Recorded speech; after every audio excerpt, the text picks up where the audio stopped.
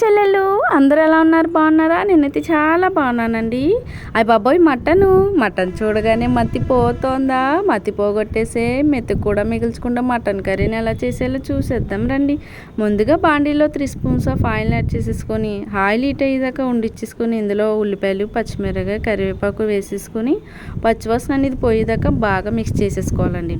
Mix చేసేసుకున్న తర్వాత మూత పెట్టేసుకుంటే 5 మినిట్స్ పాటు ఇలా బ్రౌన్ కలర్లోకి వచ్చేస్తాయండి ఆనియన్స్ ఎంత బాగా వేగితే అంత బాగుంటుంది.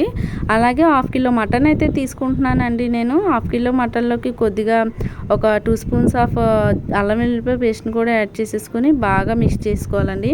మిక్స్ చేసేసుకుని మటన్లో ఉన్న వాటర్ అనేది ఎగిరిపోయే వరకు బాగా మూత పెట్టేసుకొని మగ్గపెట్టేసుకోవాలి.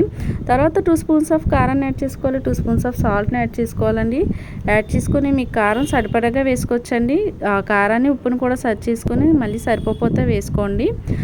ఇలాగా ఉప్పు కారాలు కూడా వేసేసుకొని ఒక 5 మినిట్స్ పాటు కలిపేసుకుంటే అందులో ఉన్న మటన్లో ఉన్న వాటర్ అనేది ఎగిరిపోతుందండి.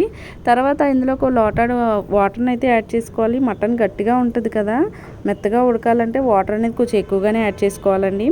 ఈ విధంగా ఒక 1/2 అవర్ పాటు మూత పెట్టేసుకుంటే ఫైనల్గా మిగిలిన మసాలాను కూడా వేసేసుకొని ఫైనల్గా కొత్తిమీర వేసేసుకుంటే మతిపోయి మెత్తి కూడా మిగిల్చుకుంటే మటన్ కర్రీ రెడీ అయిపోతుంది. మరి ఉంటాను.